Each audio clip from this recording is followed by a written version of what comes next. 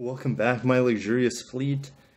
Toyota is finally unleashing Android Auto. They finally have given up the ghost and are ready to let the majority of phone users out there, Android users, to be able to use their phone. Is it going to come to Lexus? I'll see you on the other side, and let's get into it.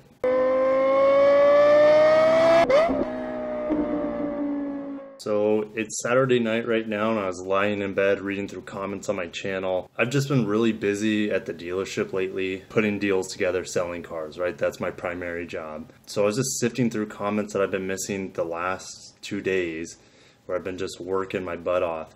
And this is the biggest news that I've gotten in a long time. We finally have Android Auto. A couple of you guys mentioned in the comments. I thank you guys very, very much. I cannot believe I've missed this, but I can at the same time as I've been working so hard, and when I get home, I just go to bed. So let's go over to Extreme Tech and check out this article. Over at Extreme Tech, Toyota finally caves, adds Android Auto to select vehicles. So I'm not too far behind. This news happened about a day or two ago. So, but for me, that's like a week for me, because I always feel like I'm on top of Toyota and especially Lexus news. It's almost been 4 years since Google released Android Auto with partners like Hyundai and Pioneer, but one of the largest automakers in the world has just agreed to play ball. Thank God. It's rumored Toyota will deploy Android Auto in many upcoming vehicles. We'll get into which ones, as well as a few existing ones. However, some of the company's most popular cars will continue to ship without auto support. Toyota confirms that the 2020 4Runner, Tacoma, Tundra, and Sequoia will have Android Auto. Okay, so they're big ones, right? Those are the full-size SUVs and trucks. The automaker will also get Android Auto in the 2018 Iago and Yaris. Those are European cars.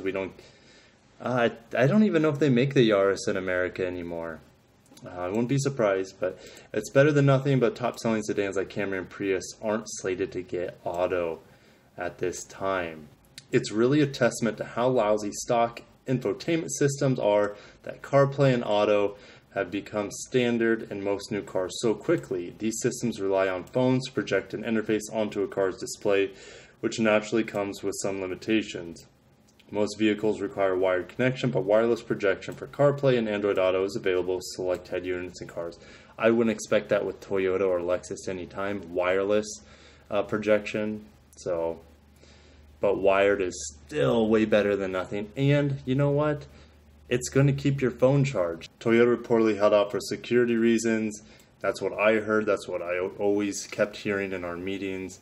Instead of going with Apple or Google, it built new infotainment platform, automotive grade Linux, powered by Ford Smart Device Link, that allowed to select smartphone apps to appear on the screen, but not the apps people wanted. Absolutely true. Lexus Inform App Suite is a big joke. Lexus is pretty much trying to kill it off. Since I started working there, they killed about half the apps in it. So it's a complete failure. It's a complete joke. I haven't shown any people that I've sold cars to, new cars to, how to use the Lexus Inform App Suite. It's a complete joke. I don't even know what apps are in it. No one cares. No one freaking cares. It is horrible. So there you have it. Toyota is finally starting to integrate Android Auto into their vehicles. So we get the big boys, the Sequoia, the Tundra, the 4Runner, and the Tacoma, which is kind of weird. I don't know my Toyota products nearly as much as my Lexus for obvious reasons.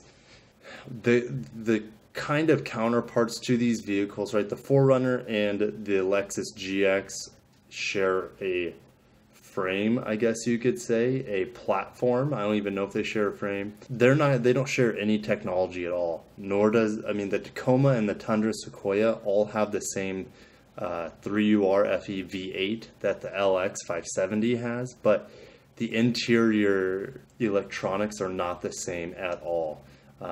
Lexus has their remote touch interface with their screen. I don't mind it. It's just kind of clunky. I was in an LS 500 today, an F Sport model, and just trying to get the freaking heated seats to come on was like a chore. And I don't there's just no reason for that in a $90,000 luxury sedan that You have to go through the menus to turn on the heated seats, and even then it's not very intuitive. You have to swipe up instead of just like, it's just ridiculous. I know Apple CarPlay won't fix things like that, or Android Auto can't fix things like getting your seats to turn on through the menus, but it is a big step in the right direction, and maybe in the future Lexus will start going that route. And who knows? It's really hard to say. But what vehicles are we going to be able to see this on? You know, some of you have been asking me, is it going to be a software update, or are we going to have to wait? I don't know. I wish I had the answer for that. I really don't know if we need complete new hardware to integrate with the systems. But I will say this. That it is possible that they can update it over the air, or maybe you take it to your dealership and they upgrade it somehow. But I would guess that over the air, you might be able to update your Gen 10 system. So Gen 10 systems are going to be the RC, the LC, the LS, the I'm not sure on the LX. I don't think the LX would be there, but the UX, the ES, and the NX. I believe those are all of them. The LX is not Gen 10. I think that system's more similar to what you see in the RX. But those vehicles, and I'll make a list of them somewhere on the screen. Those Gen 10 vehicles might have the ability to update over the air. And there's a big reason why I might think this. So, and I'll find a picture and put it up why I have a hypothesis that we could get Android Auto on these vehicles via an over-the-air update, is that when you press menu on those Gen 10 cars, there's an icon that says projection. And you click on that, and if you're connected to an Apple phone through a cord, you could access Apple CarPlay.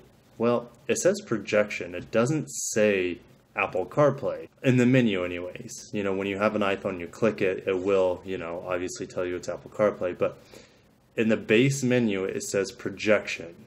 It doesn't say Apple CarPlay. So they may have just kept it a generic projection to leave it open in the future for Android Auto. So that is the only thing that is leading me that Lexus might incorporate Android Auto in those Gen 10 systems. I really hope that's the case. If I hear something about it, guys, I will be the first to let you know. Well, I might not be the first to let you know, but you better believe that I would be posting and talking about it with my own, you know, personal stories on it. So I hope to see you in the comments on this one. Again, I was about ready to fall asleep. I was reading through my comments on my channel, and thank you guys for, you know who you are, for just enlightening me to the Toyotas getting the Android Auto. But hit that like button for Android Auto finally hitting a Toyota product. I'll see you in the next video, and peace.